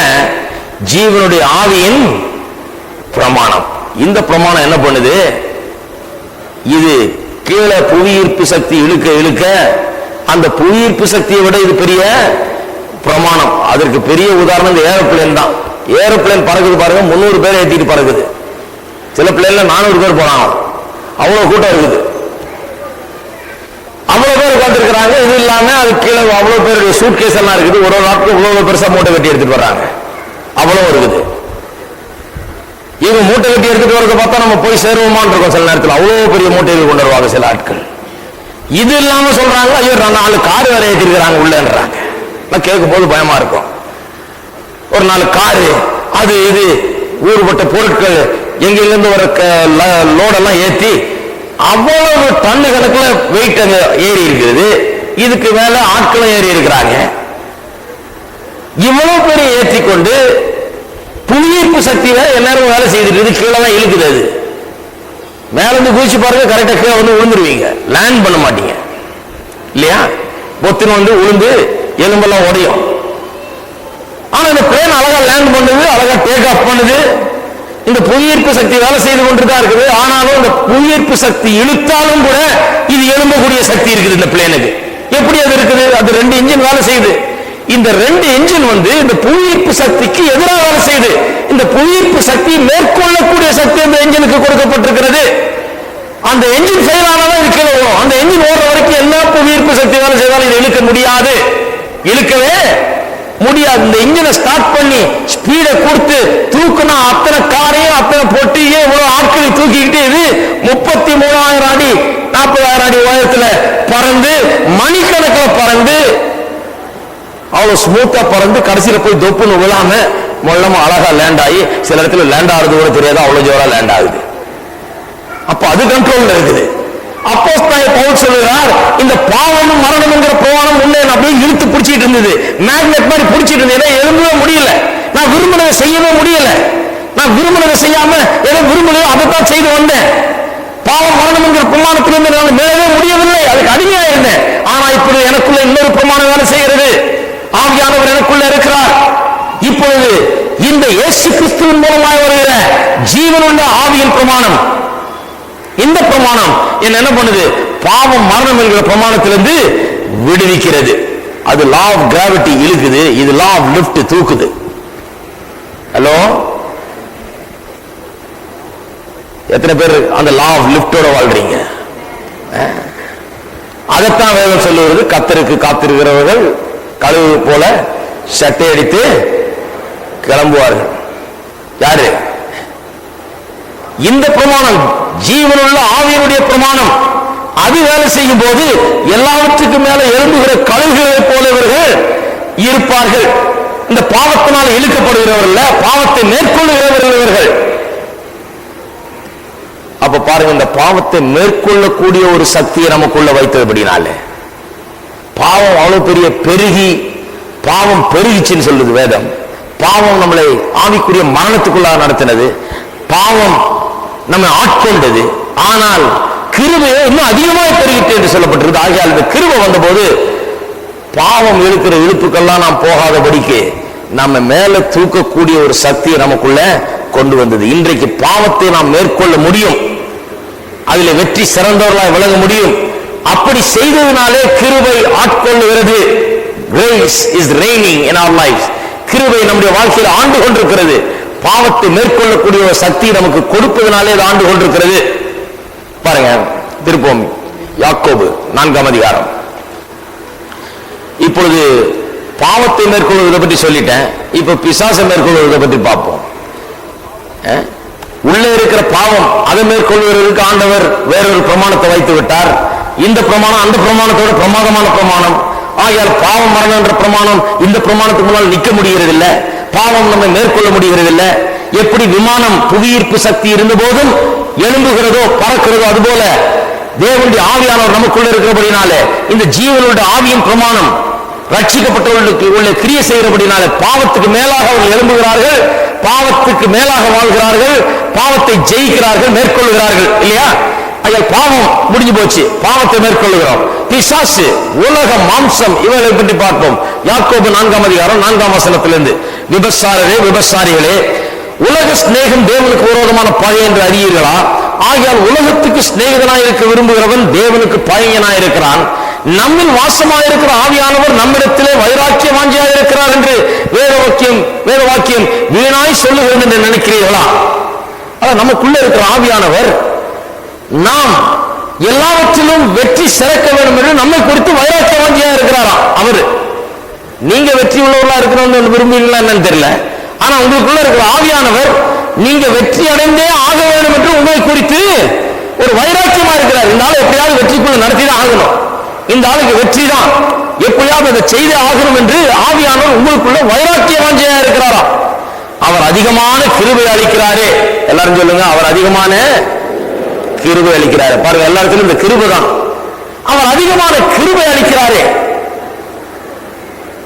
கிருபை அளிக்கிறது மூலமாக எல்லா பாவத்துக்கு மேலாகவும் பிசாசுக்கு மேலாகவும் நாம் எழுத முடிகிறது. அவர் அதிகமான கிருபை அளிக்கிறாரே. ஆதலால் தேவன் பெருமை உள்ளவர்களை எதிர்த்து நிற்கிறார், தாழ்மை உள்ளவர்களுக்கோ கிருபை அளிக்கிறார் என்று சொல்லி இருக்கிறது. ஆகையால் தேவனுக்கு கீழ்ப்படிந்திருங்கள், பிசாசுக்கு எதிர்த்து நில்லுங்கள், அப்பொழுது அவன் உங்களை விட்டு ஓடி போவான். பாருங்க, பிசாசு லேசா நினைச்சிடக்கூடாது, பிசாசு பெருசா பண்ணிடவும் கூடாது. கரெக்டா எங்க வைக்கணுமோ அங்க வைக்கணும். சிலர் என்ன பண்றாங்க, பிசாசே பிசாசுன்னு அதை பெருசாக்கிறாங்க. பிசாசு வந்தாங்க காலையில, நேற்று ராத்திரி கூட வந்தாங்க, பிசாசு இப்படி பண்ணிட்டாங்க, பிசாசு அப்படி பண்ணிட்டாங்க, எனக்கு பில்லிச்சுனியங்க, எனக்கு அதுங்க இதுங்க, எனக்கு பிசாசு காட்சி அளிச்சாங்க, என்ன இப்படி பேசினாங்க. இதே பொழப்பா போச்சு சிலருக்கு. டெவில் மைண்டட் இவங்கெல்லாம். எப்ப பார்த்தாலும் ஒரு பிரசங்கியார் சொன்னார், அவர் இன்னொரு பிரசங்கியார் ஒரு வீட்டுக்கு கொண்டு போனார். இவர் வந்து என்ன மாதிரி பிரசங்கியார், இவர் இன்னொரு பிரசங்கியார் ஒரு வீட்டுக்கு கொண்டு போனாரா ஜெபம் பண்றதுக்கு. ஜெபம் பண்ண கொண்டு போய் 2 பேரும் நின்னாங்களாம். உடனே இந்த பிரசங்கியார் கூட்டு போனவர் என்ன சொன்னாரா, அவருடைய விசுவாசிகள் வீடு தான் இது. சொல்லலாம், ஐயா நீங்க ஜெபம் பண்ணுங்க, வந்திருக்கீங்க இன்னைக்கு, நீங்க ஜெபம் பண்ணுங்க உங்களுக்காக குடும்பத்துக்காக. இந்த பாஸ்டர் நாம இதெல்லாம் ஜெபம் பண்ணிட்டு அந்த வீட்டெல்லாம் ஆசீர்வச்சு ஜெபம் பண்ணிட்டு இவளை ஆசீர்வச்சு ஜெபம் பண்ணிட்டு ஆமேன்னு போட்டு வெளியே வந்தாராம். வெளியே வந்தாலும் இவருக்கு ஒன்றும் ஆச்சரியம், ஐயா என்ன அமைதியில ஜெபம் பண்ணிட்டு வந்துட்டீங்க, ஒன்னும் பார்க்கலையா நீங்க அப்படின்னாராம். என்ன பார்த்தீங்கன்னாராம். ஐயா நான் ஜெபம் பண்ணும்போது கருப்பா பார்த்தேயா, நீங்க அதெல்லாம் அதட்டுவீங்கன்னு பார்த்தேன். அங்க பூதமெல்லாம் இருக்குதியா, அங்க பேயெல்லாம் இருக்குதியா, அங்க காத்து கருப்பெல்லாம் இருக்குதியா, நீங்க அதெல்லாம் ஒன்றும் பார்க்கலையா, அவ்வளவு அமைதியா ஜெபம் பண்ணிட்டு வந்துட்டீங்களே அப்படின்னாரா. அப்ப இந்த பிரசங்கியா சொன்னாரா, ஏயா கண்ணை மூடுறப்பெல்லாம் பேய பிசாசை பார்த்துட்டு இருக்காதியா, கண்ணை மூடுறப்பெல்லாம் பேய பிசாசியை பார்த்துட்டு இருக்காதீங்க, ஊழியக்காரர்களுக்கு அது நல்லது இல்ல. கண்ணை மூணு நான் பிசாசை பார்க்கிறேன், கருப்பவனை பார்க்க, இதெல்லாம் பண்ணாதீங்க. Don't be devil conscious. பிசாசு பிசாசு பிசாசு, இந்த devil consciousness. எங்க பார்த்தாலும் பிசாசு இருக்கிறான். இப்படி திரும்பினா இங்க பிசாசு, அங்க திரும்பினா இங்க பிசாசு, பின்னால பார்த்தா பிசாசு, முன்னால பார்த்தா பிசாசு. இப்படி பிசாசுக்கு ஒளிஞ்சீரவரை மாறிடாதீங்க. கரெக்ட். அது நிறைய பேருக்கு அதே புலப்பாடு. இப்படி சிலர் பிசாசை உயர்த்தி வச்சிடறாங்க. இன்னும் சிலர் இருக்கிறாங்க பிசாச ஒண்ணுமே இல்லைன்றாங்க. பாருங்க, விரோதியை வந்து நாம் தவறா இடம் போட்டக்கூடாது. ஒரு கேம் விளையாடும் போது கூட சொல்றாங்க, எதிராளியை பற்றி தவறா ரொம்ப குறைவா இடம் போட்டுட்டோம்னா அது நம்முடைய தோல்விக்கு வழிவகுத்து விடுகிறது இல்லையா. அவன் ஒன்றும் பெரிய சாமர்த்தியம் கிடையாது, அவனுக்கு பெரிய திறமை கிடையாது, நம்ம ஜெயித்தரலாம், சுலபமா ஜெயித்தரலான்ற ஒரு எண்ணம் உள்ளுக்கு வந்துருச்சுன்னா நாம் திறமையோட விளையாடுகிறது கிடையாது, ஜாக்கிரதையா விளையாடுறது கிடையாது. அதனால தோல்வியை தழுவி விடுகிறோம். நம்ம நாட்டுக்காரங்க அதான் பண்ணிட்டு இருக்கிறாங்க, உலகம் முழுக்கும் போய் விளையாண்டு. கொஞ்சம் ஜெயித்துட்டாங்கன்னா உடனே உங்களுக்கு ரொம்ப அபார தைரியம் வந்துடுது, எதிராளி ரொம்ப குறைவாட போட்டுறாங்க. சிலர் வந்து பிசாசை பெருசா நினைக்கிறாங்க, சிலர் பிசாசை ஒண்ணுமே இல்லைன்னு நினைக்கிறாங்க. எது கரெக்ட்? ரெண்டுமே தப்புங்க. பிசாசை ஒண்ணுமே இல்லைன்னு நினைக்க முடியாது. நாம வேற வசனம் சொல்லுகிறது, மோசேயுடைய சரீரத்தை குறித்து மீகாவேல் என்கிற தூதன் பிசாசோடு கூட தர்க்கம் பண்ணினானா. தர்க்கம் பண்ணின போது யூதா 9ஆம் வசனத்தில் சொல்லுகிறது, தர்க்கம் பண்ணின போது பிசாசு அவன் நேர கண்டிக்கலையா, கர்த்தர் தாமே அவனை கடிந்து கொள்வாராக பிசாசை சொன்னானா. இவன் கடிந்து கொள்ளல, தேவதூதன் வந்து பிசாசை கடிந்து கொள்ளல. ஏன்னா பிசாசு அவ்வளவு சக்தி உள்ளவன், தேவனுக்கு அடுத்தபடியா அவ்வளவு வல்லமை அவனுடையவனாக இருக்கிறான். ஆகியாவதான் இயேசுவை சோதித்த போது சோதித்து அவரை வென்று விடலாம், அவரை எப்படியா தோற்கடிக்க வச்சிடலாம், அவரை எப்படியா ஜெயித்தரலாம் நினைச்சுதான் பிசாசு சோதிக்க வந்தான் இயேசுவை. இவரை சோதிக்க முடியாதுன்னு அவனுக்கு தன்னம்பிக்கை இல்லாதவன் இல்ல, அவனுக்கு தெரியும் அவனுடைய வல்லமை, நம்மளால முடியும், செய்து காமிச்சிடலாம், இந்த ஆள் ஒண்ணும் இல்லாமல் ஆக்கிடலாம் சொல்லிதான் இயேசுவை சோதிக்க வந்தான். அவனுக்கு அவ்வாறு ஆற்றலும் திறமையும் வல்லமையும் இருக்கிறது. அது ஒரு பக்கம் இருக்கட்டும். ஆகியாவதான் மீகாவேல் எனும் தூதன் அவன் நேரடியாக கடிந்து கொள்ளாமல் அவன் என்ன பண்ணானா, கர்த்தராகிய தேவனுடைய கடிந்து கொள்வாராக சொல்லி அப்படி சொன்னானா அந்த பிசாசை பார்த்து. ஆனா விசுவாசியை பற்றி இன்றைக்கு சொல்லுகிறது, பிசாசை எதிர்த்து நில்லுங்கள், அப்பொழுது அவன் உங்களை விட்டு தேவதூதனே செய்ய முடியாத உங்களை செய்ய சொல்லி இருக்குதுங்க. ஹலோ, தேவதூதனே செய்ய துணியாத ஒரு காரியம் அவன் துணியவில்லை என்று யூதா 9ஆம் வசனத்தில் போட்டிருக்கிறது. அந்த மீகாவேல் தூதன் அவன் நேரடியாக கண்டிக்க துணியவில்லையா. நமக்கு என்னத்துக்கு வம்புன்னு, கர்த்தராகிய தேவன் உன்னை கடிந்து கொள்வாராக. ஏன்னா நம்ம சொன்னா நமக்கு எதாவது இருப்பது, கர்த்தராகிய தேவன் உன்னை கடிந்து கொள்வாராக, அது ரொம்ப கரெக்டா இருக்கும். நம்மையே போய் தலையிடுவான்னு சொல்லி அந்த வல்லவையில அவர் உன்னை கடிந்து கொள்வாராக சொல்லிவிட்டான். அவன் தூதனே அப்படி செய்ய துணியவில்லை நேரடியாக கண்டிக்கிறதுக்கு. ஆனால் வேத வசனம் சொல்லுவது, விசுவாசிகளாகிய நீங்களும் நானும் இருக்கிறீங்களாங்க, இருந்த ஒரு ஆமென் சொல்லுங்க. மீகாவேல் தேவதூதரிலே ரொம்ப பெரிய தூதன், அவன் செய்ய துணியாத ஒன்றை வேத வசனம் நான் செய்ய வேண்டும் என்று சொல்லுகிறது. பிசாசை எதிர்த்து நில்லுங்கள், அப்பொழுது அவன் உங்களை விட்டு ஓடி போவான். நம்மள போய் ஆண்டவர் கர்த்தராகிய தேவன் தேவன் உன்னை கடிந்து கொள்வாராக சொல்ல பிசாசே இயேசுவின் நாமத்திலே போ அப்படின்னு சொல்லி இருக்கிறார். போன்னு சொன்னா அவன் போன்னு சொல்லி இருக்கிறார். தேவதூதனுக்கு தேவதூதனுக்கு இல்லாத அந்த ஒரு நம்பிக்கை, தேவதூதனுக்கு இல்லாத அந்த ஒரு தைரியம், அந்த நிச்சயம் விசுவாசிகளாகிய நம் ஒவ்வொருவருக்கும் கொடுக்கப்பட்டிருக்கிறது.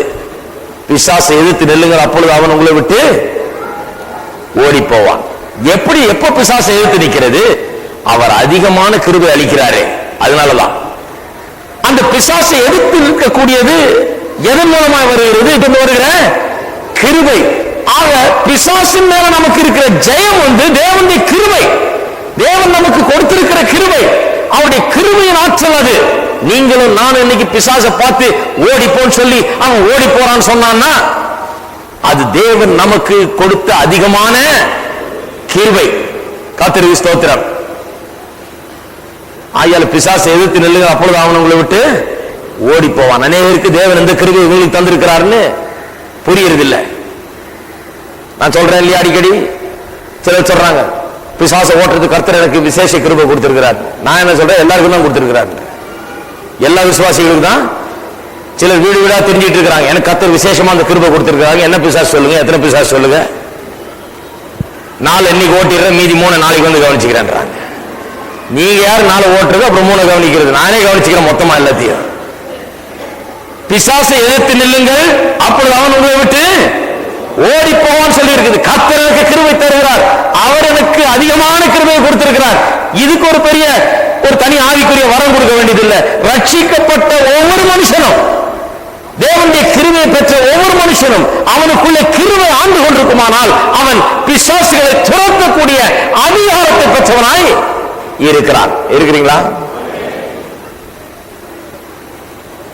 அப்ப பிசாசு தவறா இடம் போட்டக்கூடாது, ரொம்ப குறைவாக இடம் போட்டக்கூடாது. அவனுக்கு வல்லம் இருக்குது, ஆனா அவனை விட கிருபை நமக்கு அதிகமா கொடுக்கப்பட்டிருக்கிறதுனால, தேவனுடைய ஆற்றல் நமக்கு அதிகமா அளிக்கப்பட்டிருக்கிறதுனால, தேவன் நம் மீது அதிகமான கிருபையை காட்டி இருக்கிறபடினால நாம் சொல்லும் போது அது நடக்குது. இயேசுவின் நாமத்தில் சொல்லும் போது, அவனை எதிர்த்து நிற்கும் போது அவன் ஓடி போகிறான். 1 பேதுருக்கு திருப்போம்.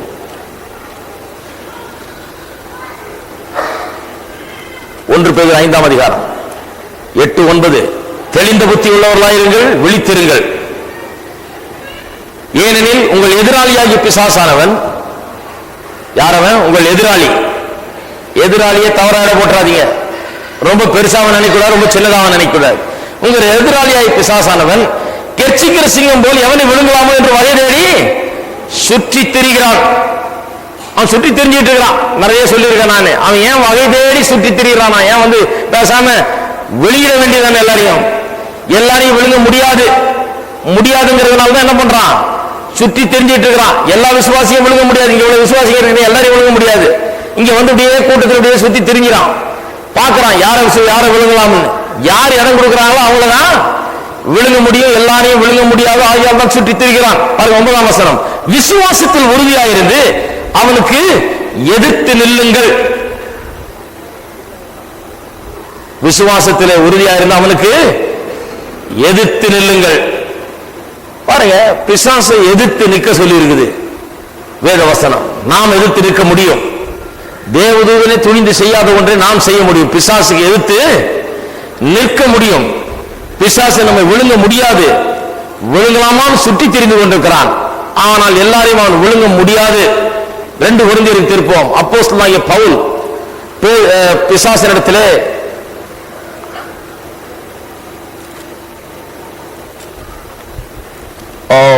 2 கொரிந்தியர் 12ஆம் அதிகாரம் 7 முதல் 10ஆம் வசனம். அவர் எப்படி இதை கையாண்டார் என்று பார்ப்போம். அன்றியும் எனக்கு வெளிப்படுத்தப்பட்டவர்களுக்குரிய மேன்மை நிமித்தம் நான் என்னை உயர்த்தாதபடிக்கு என் மாம்சத்திலே ஒரு முள் கொடுக்கப்பட்டிருக்கிறது. என்னை நான் உயர்த்தாதபடிக்கு அது என்னை குட்டும் சாத்தானுடைய தூதனாய் இருக்கிறது. இங்க இப்ப ஏன் மிஸ்டேக் பண்றாங்கன்னு தெரியல. நிறைய பேர் இதை வாசித்துட்டு மாம்சத்தில் எனக்கு ஒரு முள் கொடுக்கப்பட்டிருக்கிறது இதை பற்றி ஒரு பெரிய பிரசங்கம் பண்ணிடுறாங்க. அந்த முள் என்றால் சரீரத்தில் ஏற்பட்ட வியாதி, இது ஒரு நோய், இது தீராத ஒரு நோய், கண்ணுல இருந்து சீல் வடிஞ்சிக்கிட்டே இருதாக்கம் இருக்கு, இப்படி ஆக்கம் அப்படி ஆக்கன்னு 1008. இது வசனமே அவ்வளவு தெளிவா இருக்குது. மாம்சத்தில் எனக்கு ஒரு முள் கொடுக்கப்பட்டிருக்கிறது. என்ன முள்னு அடுத்த சென்டென்ஸ்லயே சொல்லிடுறாரு. நான் என்னை உயர்த்தாதபடிக்கு அது என்னை குட்டும் சாத்தானுடைய தூதனா இருக்கிறது. கிளீனா சொல்றாரு. அந்த முள் என்னன்னு தெளிவா சொல்லுறாரு. அது என்ன? ஒரு சாத்தான். இவருக்குன்னு சாத்தான் ஒருத்தனை ஸ்பெஷல் ஏஜென்டா வச்சிருக்கிறான். பவுல எங்க போனாலும் கூட போ, முன்னால போய் கலகம் ஏற்படுத்திரு, யூதர் மத்தியில போய் குழப்படி ஏற்படுத்து, புறஜாதியர் மத்தியில போய் குழப்படி, அங்கங்க அடி வாங்கி கொடு, அங்கங்க சிறைச்சாலையில தள்ளு, அங்கங்க இருந்தாலும் தொந்தரவு கொடுன்னு சொல்லி பிசாசு ஒரு கும்பலையே இந்த பவுலுக்கு விரோதமாக ஏறி விட்டு எப்ப பார்த்தாலும் எங்க போனாலும் இந்த பிசாசு பவுலுக்கு விரோதமாக கிரியை செய்து கொண்டே இருக்கிற. அதை பற்றி தான் சொல்லுவார். ஒரு முள் இருக்குது, அது என்னை குட்டும் சாத்தானுடைய தூதனா இருக்கிறது தெளிவா யாருன்னு அந்த முள்ள தெளிவா சொல்லுகிறார். அது என்னை விட்டு நீங்கும்படி நான் 3 தரம் கர்த்தரிடத்தில் வேண்டிக் கொண்டேன். கர்த்தரிடத்தில் ஜெபிக்கிறார். ஆண்டவரே இதெல்லாம் என்னத்துக்கு? இந்த பிசாச முதல்ல வீட்டுக்கு அனுப்பும், துரத்தும், எங்க போனாலும் பிரச்சனையா இருக்குது. அது ஆண்டவர் என்ன சொல்லிட்டாரோ அதற்கு அவர் என் கிருபை உனக்கு போதும். எல்லாம் சொல்லுங்க, என் கிருபை உனக்கு போதும். கர்த்தருடைய கிருபையை பெற்றவை எத்தனை பிசாசு பின்னால வந்தாலும் முன்னால வந்தாலும், எத்தனை பிசாசு தொல்லை கொடுத்துட்டே இருந்தாலும் கர்த்தருடைய கிருபை நமக்கு போதும். போதும்னா சரி நீ அப்படியே பாடுபட்டுட்டே கிடையாது. பாருங்க என்ன சொல்றாரு, என் கிருபை உனக்கு போதும், பலவீனத்திலே என் பலம் பூர்ணமாய் விளங்கும் என்றார். ஆகையால் கிறிஸ்துவின் வல்லமை என் மேல் தங்கும்படி என் பலவீனங்களை குறித்து நான் மிகவும் சந்தோஷமாய் மேன்மை பாராட்டுவேன். அந்தபடி நான் பலவீனமாய் இருக்கும் போதே பலமுள்ளவனாய் இருக்கிறேன். ஆகையால் கிறிஸ்துவின் எனக்கு வரும் பலவீனங்களிலும் நிந்தைகளிலும் நெருக்கங்களிலும் துன்பங்களிலும் இழுக்கங்களிலும் நான் பிரியப்படுகிறேன். இங்கே சொல்லப்பட்டிருக்கிற பலவீனம் ஏதோ சரீர பலவீனம் அல்ல. இங்கே சொல்லப்பட்டிருக்கிற பலவீனம் பல நேரத்தில் இவர் தனியா போய் அல்லது ஒரு சில ஆட்களோடு போய் சுவிசேஷமா பிரசங்கிக்கப்படாத இடத்துல தைரியமா இந்த சுவிசேஷத்தை அறிவித்து பலவிதமான மதங்களும் மார்க்கங்களும் இருக்கிற இடங்கள்ல விரோதமாய் ஜனங்கள் விரோதமாய் எழும்பி அடிக்க வந்து அடித்து துன்புறுத்தி இவர்களை பலமுறை சிறைச்சாலையில தள்ளி இப்படியெல்லாம் செய்கிற இப்படிப்பட்ட சூழ்நிலையிலே ஊழியம் செய்து கொண்டு வருகிறார். அவர் சொல்லுகிறார், இவையெல்லாம் குறித்து நான் பிரியமாயிருக்கிறேன். இது எனக்கு தெரிஞ்ச பிறகு அவருடைய கிருபை எனக்கு போதும்னு எனக்கு என்றைக்கு தெரிந்து கொண்டேனோ அன்றையிலிருந்து இதுக்கெல்லாம் நான் பயப்படுவதே இல்லை. ஏனென்றால் இந்த சூழ்நிலையெல்லாம் வரும்போது கர்த்தருடைய கிருபையை அனுபவிக்க அது ஒரு பெரிய வாய்ப்பா இருக்கிறது என்று சொல்லுகிறார். இருக்கிறீங்களா? சிறைச்சாலையில தூக்கி போட்டாங்க. ஏன் போட்டாங்க? பிசாசு பண்ண கலவரம். அங்க ஒருத்தி குறி சொல்லிட்டு இருந்தா அதை போய் பிசாசு ஓட்டி விட்டாரு. குறி சொல்ல முடியல. உடனே வந்து ஐயோ நம்ம பொழப்பியை கெடுத்துட்டாரு அப்படின்னு சொல்லி சிலரெல்லாம் வந்து ஒரு தூக்கி ஜெயில போட்டாங்க. பிசாசு உண்டு பண்ணின காரியம் அது. பிசாசு நாவிகள் உண்டு பண்ணின காரியம். ஆனா கர்த்தர் அவர் அங்கிருந்து வெளியே கொண்டு வந்தார். சிறைச்சாலையை உடைத்து கர்த்தர் அங்கிருந்து வெளியே கொண்டு வந்தார். கொண்டு வந்து சாட்சியாக நிறுத்தினார். இப்படி பல நேரங்களில் தேவனுடைய கிருபையை அப்போஸ்தலனாகிய பவுல் அனுபவித்திருக்கிறார். பிசாசனுடைய தூதன் ஒருவன் ஏஜென்டா இவருக்கு வைக்கப்பட்டிருந்தான், இவரை கெடுக்கும்படியாகவே போகிற இடமெல்லாம். ஆனால் இவர் போகிற இடமெல்லாம் ஜெயம் எடுத்தார். கிருபை எனக்கு போதும் என்கிறத புரிந்து கொண்டார். எல்லாரும் சொல்லுவோம், தேவனுடைய கிருபை எனக்கு போதும். எல்லா சூழ்நிலைகளிலும் தேவனுடைய கிருபை நமக்கு போதும். இன்னும் ஒரே ஒரு காரியம், நம்முடைய கிறிஸ்தவ வாழ்க்கையிலே தொடர்ந்து முன்னேறி செல்லத்தக்க பலனை நமக்கு தந்து கிருபை நம்மை ஆட்கொள்ளுகிறது. ஏதோ ரட்சிப்புக்கு மட்டும் பலன் இல்ல, நம்ம உயிர்ப்பிக்கிறதுல மட்டுமல்ல, நம்ம மாற்றுகிறது மட்டுமல்ல, நம்மை வெற்றி சிறக்க பண்ணுகிறது மட்டுமல்ல, பாவத்தின் மீது பிசாசின் மீது வெற்றி சிறக்க பண்ணுகிறது மட்டுமல்ல, தொடர்ந்து கடைசி வரை நம்முடைய கிறிஸ்தவ வாழ்க்கையின் முடிவு வரை நாம் ஜெயத்தோடு செல்ல, அதை முடிக்க நமக்கு வேண்டிய பலனை கிருபை தருகிறது. அதன் மூலமாய் நம்ம ஆட்கொள்கிறது. பாவம் செய்ததை காட்டிலும் கிருபை அதிகமாய் செய்கிறது. பிலிப்பியர் 1ஆம் அதிகாரம் 6ஆம் வசனம், நான் உங்களை நினைக்கிற பொழுதெல்லாம், 5ஆம் வசனம் தமிழ்ல, உங்களில் நற்கிரியை தொடங்கினவர் அதை இயேசு கிறிஸ்துவின் நாள் பரியந்தம் முடிய நடத்தி வருவார் என்று நம்பி நான் உங்களை நினைக்கிற பொழுதெல்லாம் என் தேவனை ஸ்தோத்தரிக்கிறேன். அவர் என்ன சொல்றாரு? உங்கள கிரியை தொடங்கினவர். எத்தனை பேர் சொல்றீங்க உங்களுக்குள்ள ஆண்டவர் கிரியை தொடங்கி இருக்கிறார்? தொடங்கினவர் கிறிஸ்துவின் நாள் பரியந்தம், அதாவது இயேசு வருகிற நாள் பரியந்தம் அதை நடத்தி முடிப்பார் என்று நம்பி நான் உங்களுக்காக கர்த்தரை ஸ்தோத்திரிக்கிறேன் என்று சொல்கிறார். எத்தனை பேர் அப்படி சோதரிக்கிறீங்க கர்த்தரை? சிலர் எப்படி இருக்கிறாங்க, ஆண்டவரே எப்படி இருக்குமோ ஏது இருக்குமோ, நான் வருவேன் ஐயா, நான் வாழ்க்கையை ஒழுங்கா முடிப்பேன் ஐயா, கிறிஸ்தவ வாழ்க்கையை. இவர் சொல்றாரு நீங்க முடிப்பீங்கன்னு எனக்கு தெரியும், அதனால நான் கர்த்தரை ஸ்தோத்திரிக்கிறேன். ஏன்?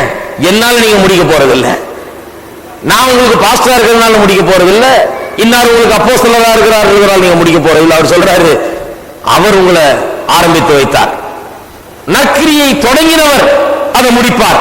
அவர் தொடங்கினார், அவர் மூலமாக ரட்சிக்கப்பட்டீங்க, அவர் கண்ணை திறந்தார், அவர் ஒளியை வீசினார், சுவிசேஷத்தை காணும்படியாக மனக்கண்களை திறந்தார். அவர் ஏற்றுக்கொள்ளாத நீங்கள், அதை பைத்தியமாய் எண்ணின நீங்கள் அதை ஏற்றுக்கொண்டீர்கள், அதை விசுவாசித்தீர்கள். அவர் தொடங்கினத கடைசி வரைக்கும் அவரு முடிப்பார். துவக்கமும் அவர்தான், முடிவும் அவர்தான், கடைசி வரைக்கும் நடத்துவார். சகரியாவுக்கு திருப்புங்க, ஒரு அற்புதமான ஒரு வசனத்தை அங்கே வாசித்து விட்டு நாம் முடிப்போம். அங்கே செருபாபேலின் காலத்திலே இஸ்ரவேல் மக்களின் மீதியானவர்கள் கொஞ்சம் பேர் பாபிலோனிய சிறைப்பிடிப்பிலிருந்து விடுவிக்கப்பட்டு திரும்ப கொண்டு வரப்படுகிறார்கள். இப்படி திரும்ப கொண்டு வரப்படுகிறவர்கள் பலவிதமான பிரச்சனைகளை முன்னோக்கி இருக்கிறார்கள். பல பிரச்சனைகள் அவர்களுக்கு. அவ்வளவு பிரச்சனைகள் மத்தியிலேயும் அவர்களை குறித்து இப்படி சொல்லப்படுகிறது. 4ஆம் அதிகாரம் 7ஆம் வசனம். பெரிய பர்வதமே நீ எம்மாத்திரம், செருபாபேலுக்கு முன்பாக நீ சமபூமியாவாய், தலைக்கல்லை அவன் கொண்டு வருவான், அதற்கு கிருபை உண்டாவதாக கிருபை உண்டாவதாக என்று ஆர்ப்பரிப்பார்கள் என்றார். என்ன சொல்றாரு? இந்த செருபாபேலுக்கு முன்பாக எப்பேற்பட்ட பெரிய மலையும் சமபூமியாகும். இவர்கள் கொஞ்சமா இருக்கலாம், இவர்கள் பார்க்கிறதுக்கு சரீர பலன் இல்லாத போல தெரியலாம், சிறையிருப்பிலிருந்து திரும்பி வந்து மீதியானவர்களா இருக்கலாம், பலனற்றவர்களா இருக்கலாம். ஆனால் பெரிய பர்வதமே நீ எம்மாத்திரம், செருபாபேலுக்கு முன்பாக நீ சமபூமியாவாய், தலைக்கல்லை அவன் கொண்டு வருவான், அதற்கு எதற்கு? அதை செய்யறதுக்கு, தலைக்கல்லை கொண்டு வருவதற்கு, இந்த மலையை தகர்க்கிறதற்கு, எதிர்த்து நிற்கிற சகல சூழ்நிலையிலும் ஒன்றுமில்லாமல் ஆக்குகிறதற்கு, எல்லா பிரச்சனைகளையும் மேற்கொள்ளுகிறதற்கு, வாழ்க்கையிலே நமக்கு குறுக்கே வந்து நிற்கிற மலைகளை சமபூமி ஆக்குவதற்கு கிருபை உண்டாவதாக கிருபை உண்டாவதாக என்று ஆர்ப்பரிப்பார்கள் என்றார். ஹலோ, இருக்கிறீங்களா? உங்களுடைய வாழ்க்கையிலேயும் உங்களுக்கு எதிராக எழும்புகிற மலை போன்ற பிரச்சனைகள், போராட்டங்கள், பலவிதமான சிக்கல்கள், பலவிதமான தொந்தரவுகள், பலவிதமான இடையூறுகள், வாழ்க்கையின் சவால்கள், இவைகள் எல்லாம் வாழ்நாள் முழுக்க நீங்கள் சந்தித்து, இதெல்லாம் ஏமாத்திரம் பெரிய மலையே சமபூமி ஆகிறது உங்களுக்கு முன்பாக, அதற்குரிய கிருபையை தேவன் உங்களுக்கு தருவார். எல்லாரும் கையில உயர்த்தி சொல்லுங்க, கிருபை உண்டாவதாக கிருபை உண்டாவதாக. எல்லா மலை போன்ற பிரச்சனைகளையும் சமபூமியை போல் மாற்றுவதற்கு, எல்லா சவால்களையும் ஜெயிப்பதற்கு, எல்லா இடையூறுகளையும் மேற்கொள்வதற்கு, எல்லா பிரச்சனைகளையும் வெல்லுவதற்கு கிருபை உண்டாவதாக கிருபை உண்டாவதாக. நான் சொல்லுகிறேன், பாவம் பெறுகிறது, ஆனால் பாவம் பெறுகிற இடத்தில் கிருபையும் அதிகமாய் பெறுகிறது. பாவம் உங்களை எப்படி ஆட்கொண்டு அடிமைப்படுத்தி உங்களை ஆட்டி படைத்ததோ, இன்றைக்கு அதை விட அதிகமாக தேவனுடைய கிருபை உங்களுக்காக கொடுக்கப்பட்டிருக்கிறது.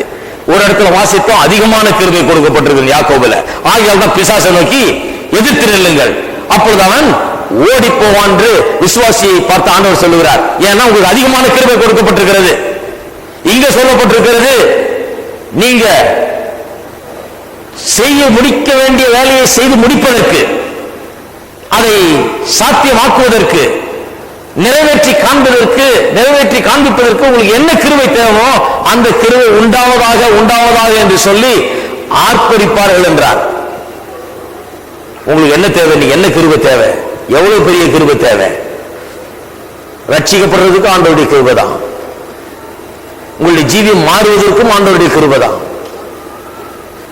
எல்லா பாவத்தையும் பிசாசையும் மேற்கொள்வதற்கும் ஆண்டவருடைய கிருபை தான்.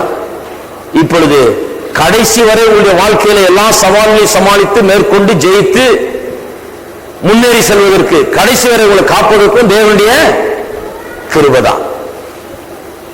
இனி வரப்போகிற எல்லா பிரச்சனைகள், எல்லா மலை போன்ற சவால்கள் எல்லாவற்றையும் தேவன் அறிந்து வைத்திருக்கிறார். அதுக்கெல்லாம் ஏற்ற கிருபையை உங்களுக்கு தருகிறார். நீங்க தினந்தோறும் எந்திரிச்சு எல்லாவற்றையும் செய்து முடிக்கிறதுக்கு எனக்கு கிருபை உண்டாயிருக்கிறது. தேவன் எனக்கு அதிகமான கிருபையை கொடுத்திருக்கிறார். எனக்கு கிருபை தேவனிடத்திலிருந்து வருகிறது. எல்லாவற்றையும் செய்து முடிக்கக்கூடிய ஆற்றல், கிருபை, பலன், சக்தி, ஞானம், விவேகம் எல்லாம் ஆண்டவரிடத்திலிருந்து எனக்கு வருகிறது என்று அதை நாம் சொல்ல வேண்டும். செருபாபேலை குறித்து சொல்லப்பட்டிருக்கிறது, கிருபை உண்டாவதாக.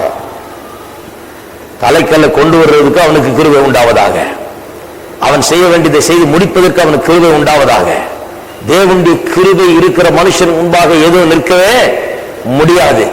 கிருபை பெற்றவனுக்கு முன்பாக எதுவுமே நிற்க முடியாது. கிருபை பெற்றவனுக்கு அற்புதம் நடக்கிறது. தேவதூதன் மரியாதை பார்த்து சொல்லுவான், கிருபை பெற்றவளே நீ வாழ்க. ஏன்? கர்த்தர் இந்த பெண்ணின் மூலமா இப்படி செய்யணும்னு தீர்மானிச்சிட்டார். அதனாலதான் சொல்றாரு, இனிமே எது வந்தாலும் ஒண்ணு நிறுத்த முடியாது. ஐயோ கல்யாணம் ஆகல, அது ஒண்ணு நிறுத்த போறதில்லை. கல்யாணம் தான் ஆகலனாலும் பரவாயில்ல, நீ குழந்தைய பெறுவாய் சொல்லிட்டார். அது கர்த்தர் செய்யற அற்புதம். ஐயோ அது இல்லையே, இது இல்லையே, கிருபை பெற்றவள், அவ்வளவுதான். அந்த காரியத்துக்காக தேவன் அந்த கிருபையை கொடுத்திருக்கிறார். ஊழியத்தை செய்ய முடியாத தேவன் கிருபையை தருகிறார். உங்களுக்கு கிறிஸ்தவ வாழ்க்கையை வாழ முடியாத தேவன் கிருபையை தருகிறார். அவருடைய கிருபையினால்தான் நான் இன்றைக்கு இருக்கிறது. நான் அவருடைய கிருபையினால் இருக்கிறேன் சொல்லுகிறார். ஊழியம் செய்யறதுக்கு அவருடைய கிருபை தான். அதான் சொல்லுகிறார், எல்லாரை விட நான் அதிகமா பிரயாசப்பட்டேன். ஏன்னா பேதுருவுக்கு எல்லாருக்கும் கொடுக்கப்பட்டதை காட்டிலும் இன்னும் அதிகமா இவருக்கு கொடுக்கப்பட்டிருக்கிறது. ஏன்னா இவருக்கு கொடுக்கப்பட்ட ஊழியம் அப்படி. அந்த ஊழியத்தை நிறைவேற்றுவதற்காக இன்னும் அதிகமான கிருபை இவருக்கு கொடுக்கப்பட்டது. உங்களுடைய வாழ்க்கைக்கு வேண்டிய எல்லா வாழ்க்கையில வருகிற எல்லா சவால்களையும், பிரச்சனைகளையும், எல்லா காரியங்களையும் மேற்கொண்டு வெற்றிகரമായ ஒரு வாழ்க்கையை வாழ்ந்து முடிக்க வேண்டிய கிருபையை கர்த்தர் உங்களுக்கு தினந்தோறும் தருகிறார். கடைசி வரைக்கும் அதை தருவார். எல்லாரும்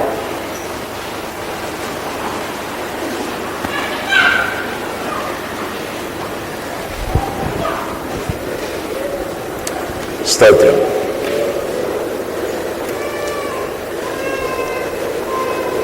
பிரச்சனைகள் நிறைந்த, போராட்டங்கள் நிறைந்த வாழ்க்கையில கர்த்தருடைய கிருபை வந்தால் அது எல்லாவற்றையும் மாற்றக்கூடிய வல்லமை உள்ளதாக இருக்கிறது. பாவத்திலிருந்து மனுஷனை கிருபை மீட்டெடுக்கிறது போல மனுஷனுடைய பிரச்சனைகள் எல்லாவற்றிலிருந்து கிருபை விடுதலை ஆக்குகிறது. தேவனுடைய கிருபை இருந்தால் எல்லாம் கூடும். கர்த்தருடைய கிருபை, கர்த்தருடைய கிருபை ஒவ்வொருவருக்கும் அவசியமா இருக்கிறது. இன்றைக்கு இயேசுவை ஏற்றுக்கொள்ளாதவர்கள், இதுவரைக்கும் நான் இயேசுவை இன்னும் ஏற்றுக்கொள்ளவில்லை ரட்சகராக, என்னுடைய வாழ்க்கை